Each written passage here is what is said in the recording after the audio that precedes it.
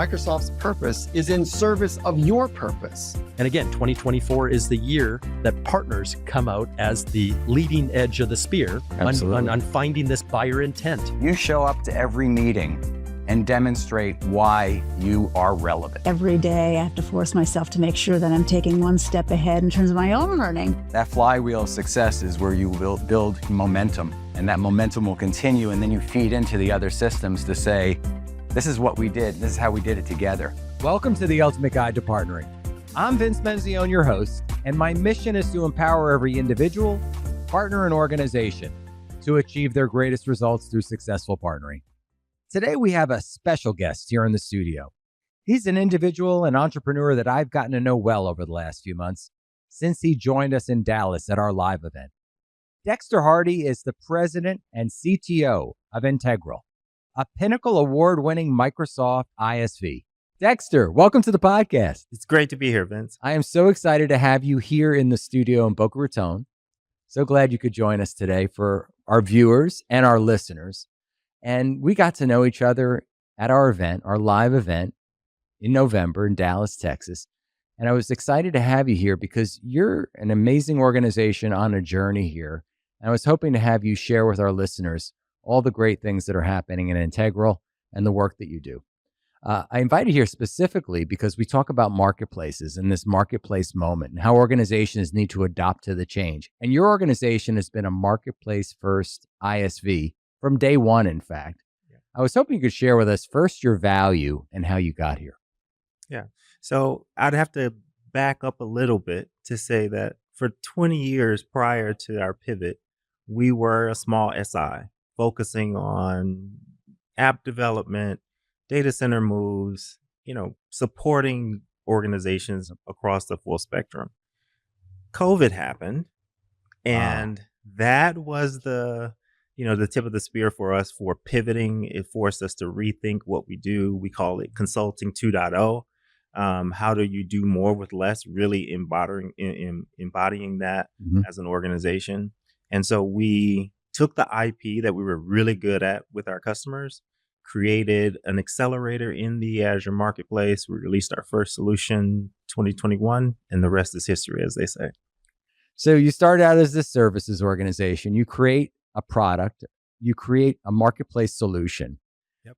And you have a category, and perhaps you're a category one. And I've heard you use the term infrastructure as code as a service. And I'm not technical.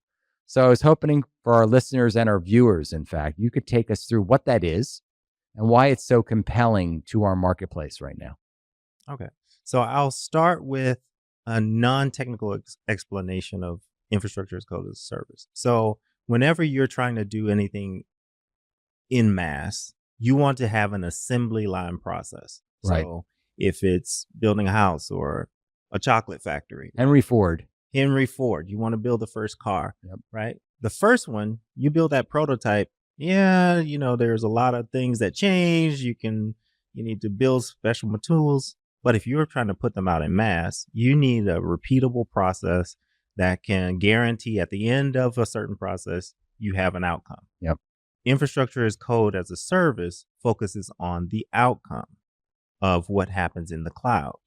So infrastructure as code. So I'm getting a little more technical as we go into this. Infrastructure as code is, you'll look at Ansible, you'll look at Terraform, Microsoft has ARM templates, AWS uses CloudFormation. But those are all technologies in and of themselves that people are, a mile deep in, and you have to really understand. We're saying, don't worry about that. Focus on the outcome.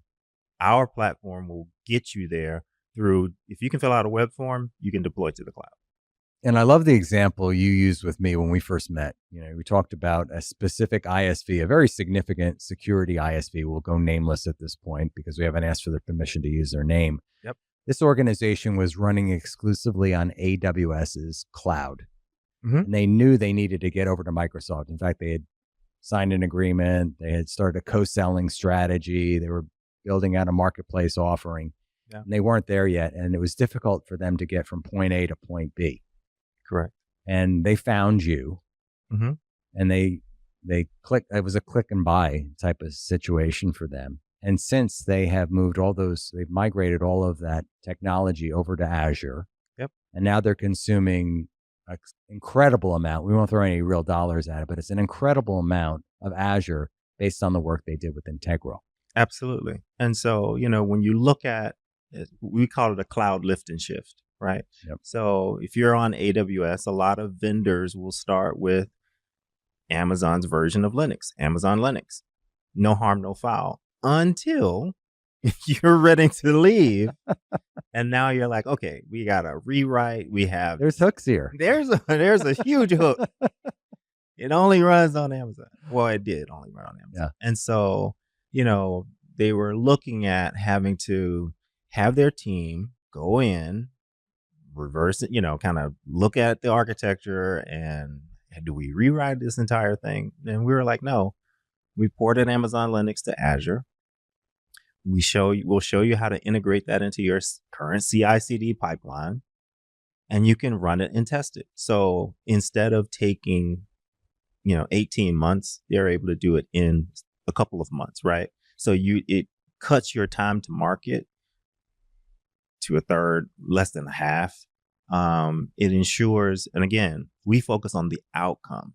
Like nobody cares about tech. I mean, I'm in tech, but nobody knows about the intricacies or want to get a mile deep in it, right? They're focused on, if you're in healthcare, you want to focus on servicing your customers. You don't want to find out how do we become really good IT companies?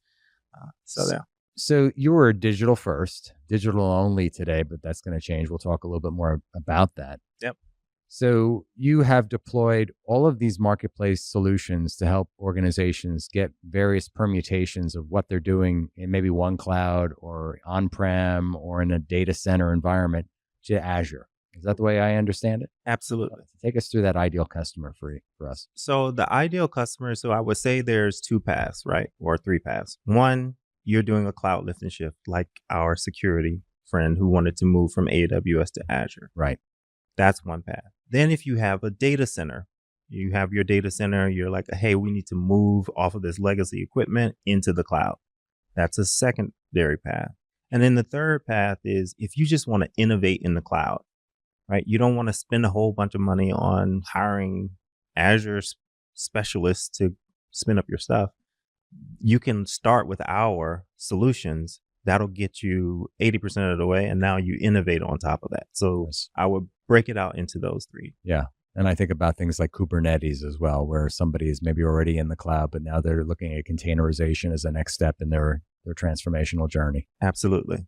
And so we really want to make sure that what we do is we meet their customers where they are. So if you're in a data center and you have VMs running, you can spin up that same equivalent VM in the cloud. So now your team, that upskilling that it would have been required before, it's really not there because they're dealing with like for like. It's just a data center in the cloud, right? As opposed to a data center that they physically go to or whatever they were used to before.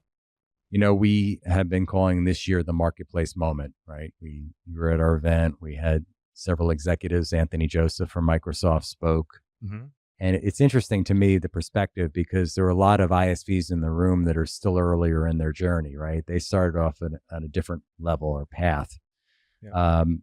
You started marketplace first, marketplace only, in fact, as your approach. You don't just have one solution, you have many solutions, right? But it serves the market that you're trying to serve or the markets that you're trying to serve. Yep. Let's talk about the marketplace. And also you've been featured, ISV Success. We had Yvonne Mensch on the podcast just recently. Absolutely. You have been spotlighted in that organization. Talk to me about what your point of view is on this marketplace moment.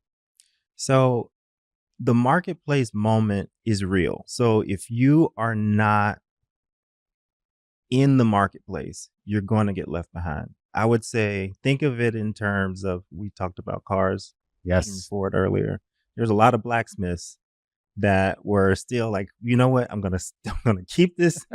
I'm gonna keep this talent, and I'm gonna work on it. And then nobody needed horseshoes. No. So I think the marketplace is a pivotal moment like that.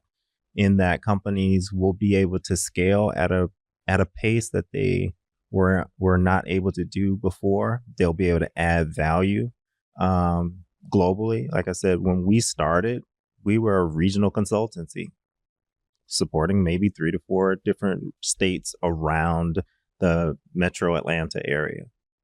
Now we have customers in over 100 countries. Yeah. So, that changes the playing field. It changes your reach for sure. Absolutely. And it changes the trajectory of your company. And I'll share, I know some numbers, but I think you said somewhere in the neighborhood of 19,000 customers now. Absolutely. So you go from a handful, a small amount of customers, and now you have 19,000 customers in 120 countries. How many countries? The number changes.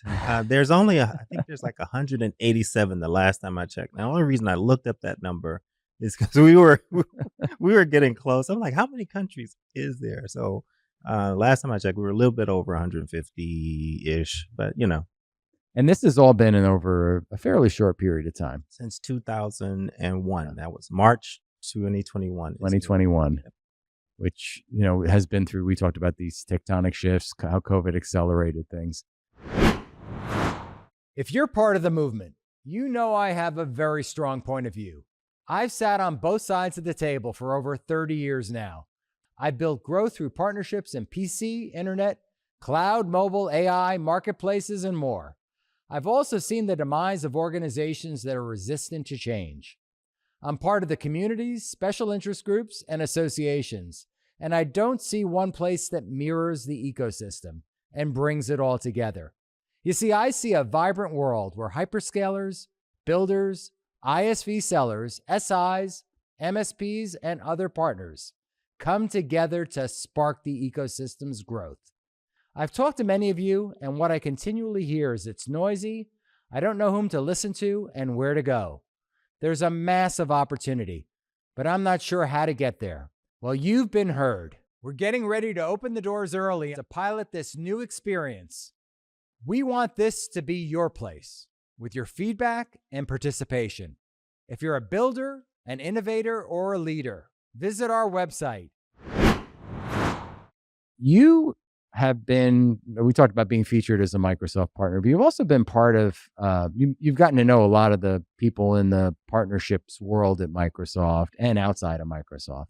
You've also participated in countless, I'll say, accelerators and training.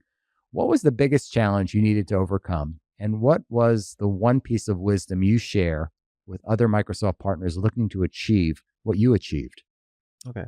So I'll start with the accelerators. The very first thing they say is, what is your superpower? Yes.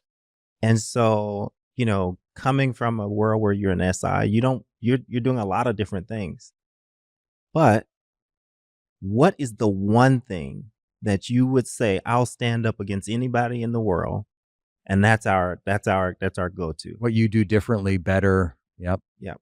Faster, stronger, better than anyone in the world. So we focus. So being in those accelerator programs, being a part of that executive coaching, and then thinking about it in terms of a $1 billion organization like Microsoft, how can you add value, right? So you can't come to Microsoft and say, we can do everything. They're going to look at you and say, that's impossible. The scale that we were talking about is, you can't do that as a small organization. However, if you put that in the hyperscalers cloud marketplace, turn on a digital first motion, now you're adding value at the scale of Microsoft, right? Because there are, I don't remember the final numbers, but there's like 4 million or more active users in the Azure marketplace. Yeah, somewhere in that number. Yep.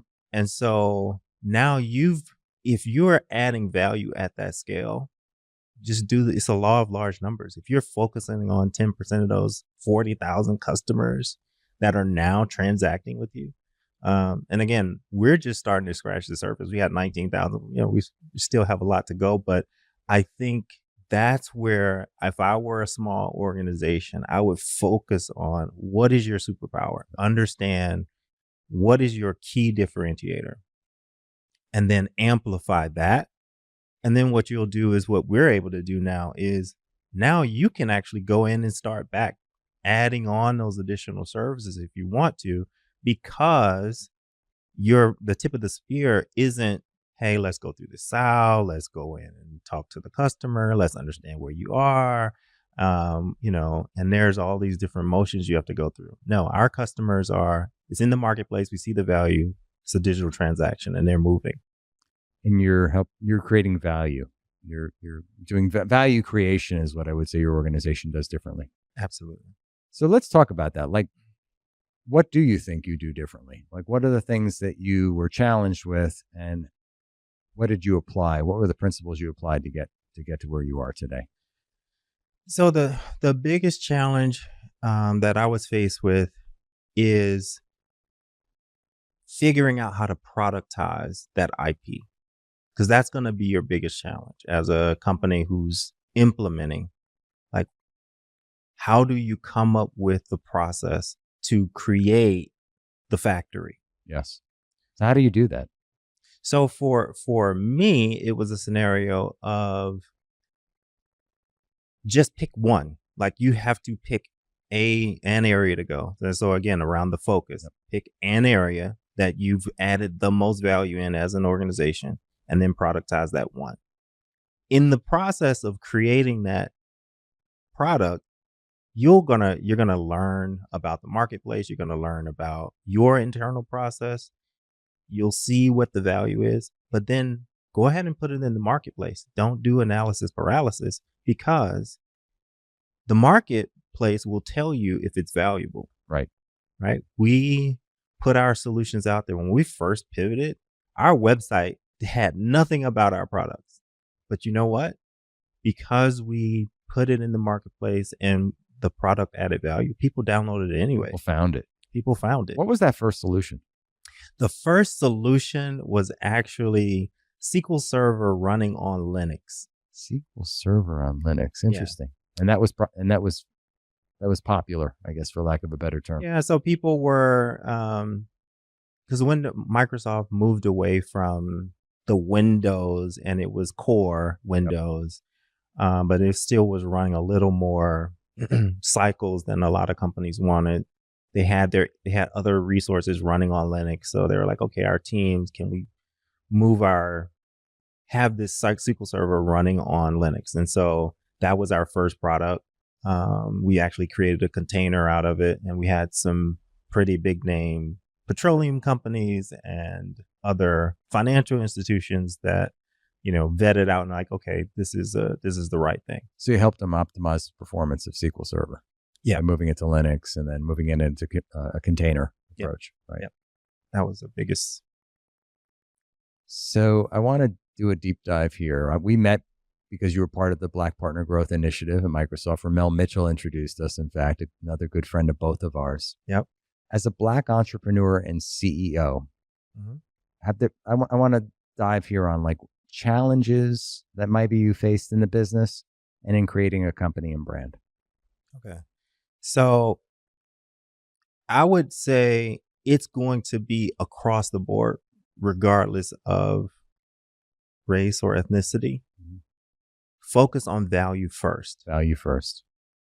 The fact that you have that I'm a Black owner, that's an additional attribute to how we think about what we do as a company. But the first thing is, are we adding value? And so that's at the prefaces of everything that we do whenever we create a solution. The second piece is the challenge. Well, it's brand building. And so what I would recommend to a lot of companies, a lot of the people that we supported in our SI role were marketing agencies. Yep. And so if you look at the top 10 companies, most marketing companies want to work with 2 through 10, not 1 through 10, because you can show how you're improving in any of those other positions. If you're number 1, the only thing that you can see is if you go down. Right. So I would say, and in that, you have to build a community. You have to build a network, and they called it a groundswell approach. So we focused on the groundswell approach. We focused on DevOps. We focused on the people that were like us. They would resonate with our message. They would understand the problem they were faced with and challenged. And so by staying focused on that, staying focused on building that community, that is the thing that gives you the ability to now build your brand, because it's genuine, right? You understand the challenges they face with, the things that they were doing on a day-to-day basis. You and I, when we first met, had very early in our conversations, you talked about generational leadership. Mm-hmm. And perhaps, and maybe this is where the whole Black entrepreneur and CEO piece comes in. Yep. I have a sense I'd love to learn more about your personal mission, professional mission, personal mission, and where you hope to take the world. Okay. So I'll go back to a statement. A leader is someone who creates leaders that builds other leaders. So if you look at the lineage around that, if it just ends with you, were you really a leader? Yeah. Right. But if you've creating that process of now you're instilling in someone else, if you're a leader, then you're going to push it 3 generations down or 3. That's what creates a legacy. That's what creates something that's going to last a lifetime or several, right? Because it's no longer resting with you. You're investing in someone else. You're seeing, the human traits, and you're helping them become the best version of themselves. So where are you taking Ntegral, and how do you bring that mission and this generational leadership to fruition? Okay, so first and foremost, we focus on community building. So we're an ally of Women in Cloud. We're part of BCPA, and we're plugged into our local community. So first and foremost, staying a part of the community is key for me. The second piece is we actually invest in giving scholarships and or internships to help people learn technology and understand, if a lot of people, if you've never seen a person do it, then you don't know that it's possible. So the more people that we can create that are women, minorities, that are in tech and being successful, now you're inspiring someone else to do those types of things. And so where I see that's building on top of that community, that's building that legacy. But then the third piece of that is, well, where does that take Integral? Yeah. I think by building that community, continuing to build on that groundswell, it only elevates us as an organization, because now it's no longer we're trying to sell you on we're good. No, we're genuinely wanting to see everyone in a better place. The second piece is we're adding value because we understand your issue. So now it's, again, you're not choosing us because, hey, this is the latest, greatest thing that's out there. It is pretty cool, but it's really to address the issue that you're faced with on a day-to-day. So you're a category of one today. You're doing something that I don't think any other organization is doing with these solutions that you're driving through the marketplace. You've got 19,000 now customers. Mm-hmm. You're driving, can we use real numbers here to talk about Azure consumption? 100 million hours of Azure consumption? Yeah. So which is astounding. Yeah. So we, through December of last year, we actually had customers consuming about 100 million Azure consumption hours. It's crazy. And this first quarter, we're on target to be within the next 6 months. They're going to do 100 million in 6 months. Our goal is on the path to be 200 million this year. Is that what I'm thinking? Maybe, possibly. Well, we're actually trending to be around 300 to 400 million by the end of this year. So, what does success look like with that? Like, where do you go from here?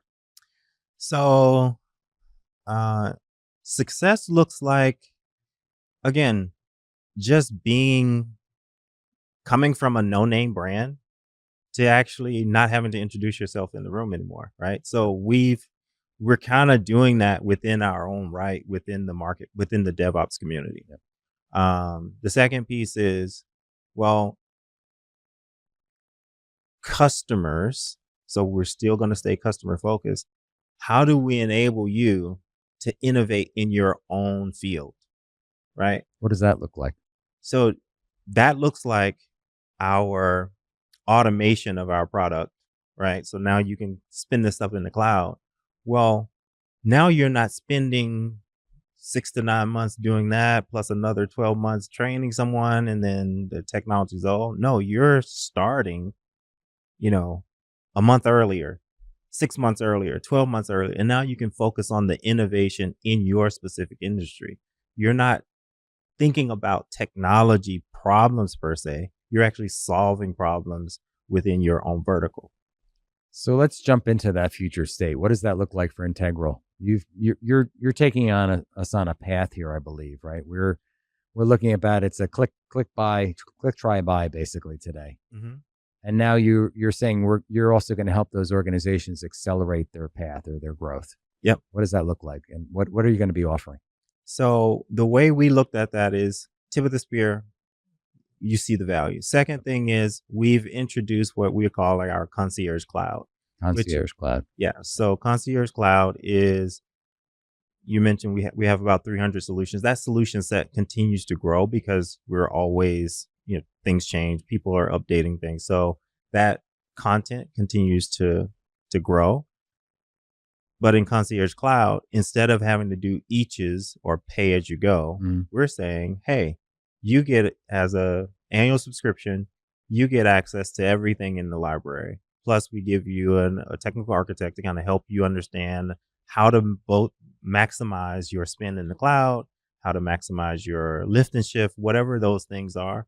And then we add some additional like customer success, just making sure hand-holding. So it goes from, hey, this transactional based relationship to a more back to what we did before, more consulting advisory. Yeah.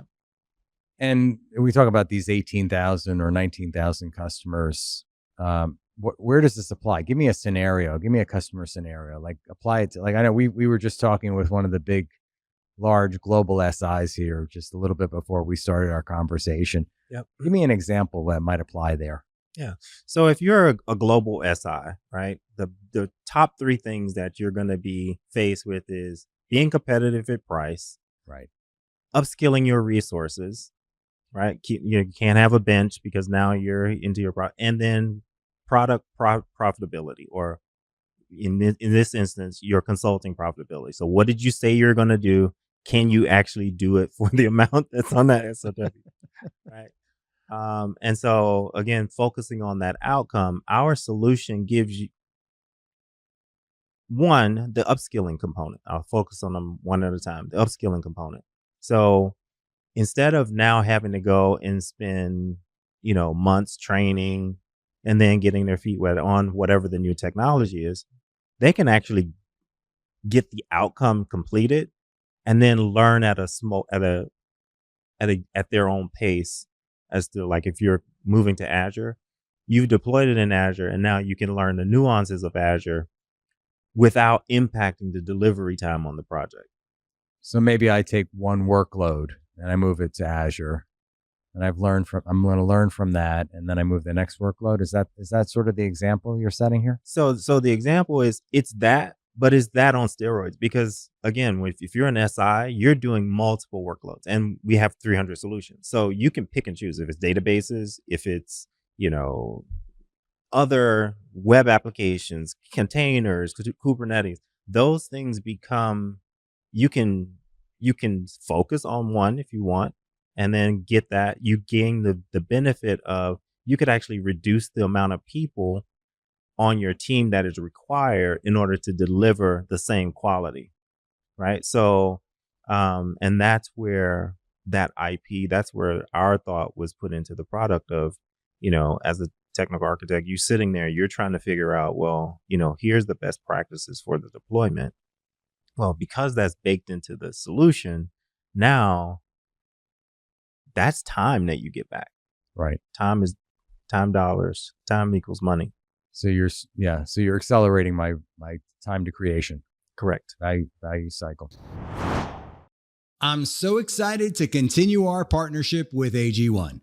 Many of you know I've made taking a green drink supplement part of my health ritual for over 21 years now, and it has made all the difference to my health and well-being.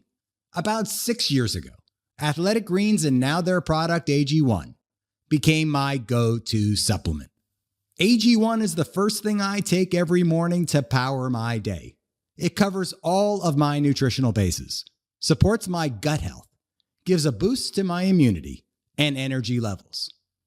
If you want to take ownership of your health, try AG1 and get a free 1-year supply of vitamin D and 5 free travel packs with your first purchase. Go to drinkag1.com/Vince M. That's drinkag1.com/Vince M. Check them out. So, Dexter, you strike me as someone deeply centered and purposeful. In fact, I recall maybe it was a conversation we had about meditation, being very centered as a person. Were you always this way? Were you always this deliberate? And how did you get to this point or path in your career? So I've always taken the time to either reflect or pray or meditate throughout life. I think one of the things, another benefit of COVID, the world was still.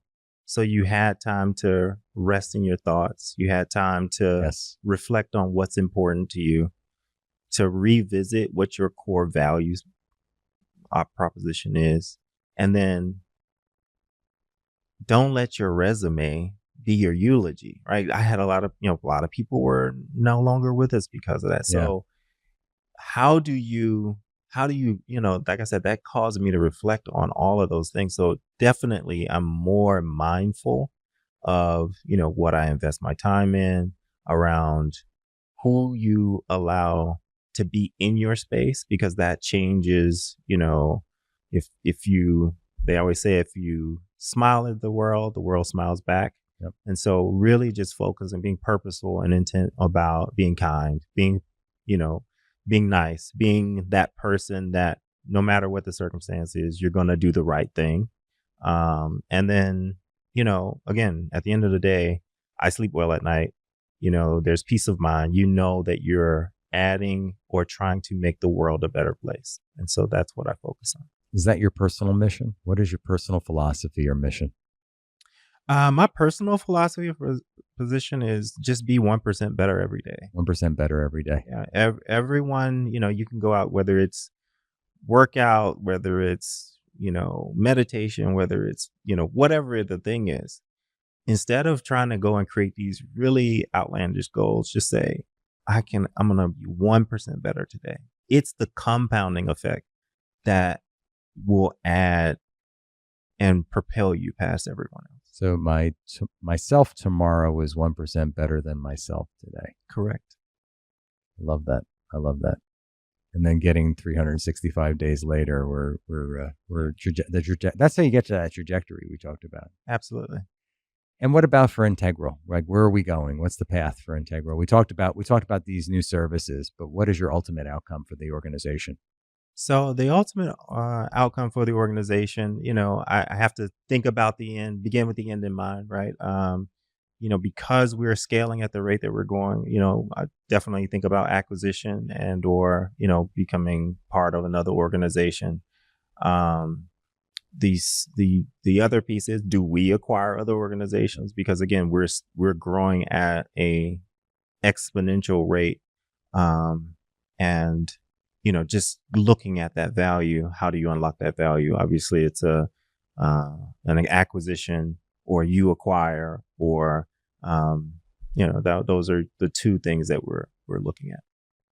So there's a lot of viewers and listeners to this podcast, Ultimate Guide to Partnering, that are looking to get to the path that you're at right now. Mm-hmm. What would be the secret sauce or the one piece of advice you would give them on what they need to go do better or differently? Master the marketplace. So talk about that with us. Take us through it. Yeah. So once you have identified it, get a solution in the marketplace. That will give you that recurring revenue model that will give you the ability to do things differently. If you are traditional SI and you're going from SAL to SAL doing work, That's great until you don't get that next That's right. engagement. However, if you're adding value through the marketplace, that becomes a transactional model that as long as they're using it, you're making revenue. So now you're not forced to sell that next deal. You can actually think about, well, how can we add more value here? Nice. For our key customers, again, the concierge cloud, that's how that came out. It's like, well, if you guys are using this, we have all these other things that you can use. Instead of making all these payments, we give you a discount on, getting the entire library. And so that becomes an annual subscription, right? I love what you have to say here for a lot of organizations that are still trying to figure out the marketplace, master the marketplace. So I have a favorite question. It's one I ask almost every guest because it's just like, I love the way it unpacks sometimes. But you're hosting a dinner party. Mm-hmm. And you can host this dinner party in anywhere in the world. We could talk about locations as well here. You can invite any 3 guests from the present or the past to this amazing dinner party that you're going to host, I'm sure, because you seem like an incredible host. Yeah, thanks. Whom would you invite and why? So only 3. Let's see. I would do Barack Obama. Barack Obama. I would do Nelson Mandela. Nice. Nelson Mandela. I love and I would do my great grandparents. Interesting. And the reason Tell us about them. The reason that I say that is I grew up in the South. If you go back that time frame, Yep. They were on the cusp of slavery, Jim Crow laws. There was a huge, talk about a glass ceiling. It was more than a glass ceiling. Yeah. And just to let them see what their prayers, what their hard work, what their foresight to kind of plant the seeds to their generation and kids, what that actually created would be, that's why I want them to know that effort, that love, that care that they put into their offspring, what was able to be achieved by that. So the 2 fascinating leaders, obviously, Nelson Mandela in prison for 27 years, right? Walks away from it and ends apartheid in South Africa and does it peacefully, right? It was this incredible time. And then Barack Obama, our first Black president. Yeah. Any questions for them? Like how would you spark this conversation up with your great grandparents? So with my great grandparents, the question, the conversation would be, can you believe this? Like literally, it's like, you see what you did? You see what you were able to sharecroppers or whatever they were back in those days. You see what you were able to create. Yeah. And again, what we're talking about right now was not even a marketplace, selling to globally. None of those things were even on the table. Yeah. So, that's one for me, that would be a really resounding message. What do you think they'd say to their great grandson? Good job, baby. Yeah. That's my parents, my grandparents. They always, everything was baby. It was like you supporting you, always there to kind of be there, backing you. And so I could see them saying that would be. You're a very nurturing individual. I've got to know you better over the last several months, and I'd say that trait lives on in your family. Oh, for sure. Yeah, I have generational, as we talked. I have 3 young kings, I call them. Nice. And so I always tell them I love them. I say, I reserve the right to be upset if you do something, but always know that you're going to come. It's a safe landing space. Yep. And I think that builds trust. It helps them build character because again, you're going to be in scenarios where you're upset with someone. It's just part of life, but that's not the end state. That's just a moment in time, right? So a person isn't just one bad thing or 2 good things, right? It's the sum of all of your experiences. And so that's what I like to teach my kids. So this is the ultimate guide to partnering. Yep.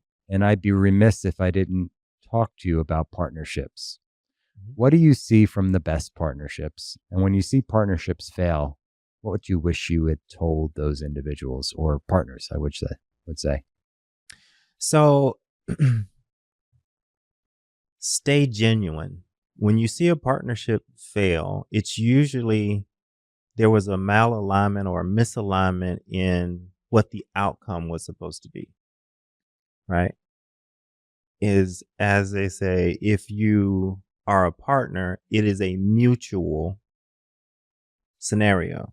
If at some point it becomes a non-mutual scenario, so I win, you lose. Right. If it becomes adversarial, that's where you start seeing a lot of the decay, and really, it really kills the community. So what I would say to most people is stay genuine, stay true to your initial mission. Don't let money be the reason for what you're doing. Have a passion around it. And I would be one of the examples, like, do what you love, the money will come. Yep. Right. And so, you know, I would say stay focused on that, because again, that value, that relationship, knowing that somebody else has your back, you can't put a dollar amount on that. You seem to love what you do. Absolutely love it. Yeah. It comes across really loud and clear. Yeah.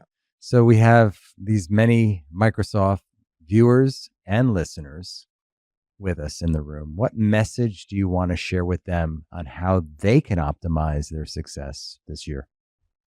Yeah. So there are several programs. If you are a Microsoft partner, I would focus on the ISV Success Program. Yep. The BPGI program is a great organization. And again, it's going to go back. It's going to sound like a broken record. Get involved in the community. Those are communities. Yes. Join the Microsoft Partner Program. If you're a Microsoft partner, come to Ultimate Partner Experience. Come to the Ultimate Partner Experience. Because again, I love what you guys are doing here with the Ultimate Partner. It's not just we have a whole bunch of content, we're just going to throw it to you. No, you're being very curated. It's curated information. It's the secret sauce to like how to navigate quickly through, you know, a big organization. And so when you're starting out, or if you're just trying to figure your path through, it could be, you know, like drinking from a fire hose. I mean, you're just overwhelmed with all the information. But your organization definitely does a good job of like, here are the salient points for where you are right now, and this is what you need to do. And I didn't ask you to say that or pay you to say that, so I appreciate that, though. Thank you. Oh no, it's like I said, it's being genuine. I mean, that's what you do. It's been so much fun having you here today. I appreciate you making the trip down here to Boca from Atlanta. Oh, yeah. And we need to do this again. Hopefully, you'll be back in the room with us again soon. Awesome. We have an upcoming event in May. A little plug there for our partners watching, listening. May 30th, we're going to do something here. You're going to be here in the room with some experts from Microsoft, some other leaders in the industry. So I'm excited to have you back here in Boca in not too long a period of time. So it's going to be awesome. Really looking forward to it. So excited to have you today. Thank you so much for being an incredible or an ultimate guest on Ultimate Partner. I'm trying to become the ultimate partner. I think you're already there. I think you are. What do you think, folks? The Ultimate Partner. All right. All right. Thank you, sir. Thanks so much. Thank you. Thanks so much for listening to this episode of Ultimate Guide to Partnering.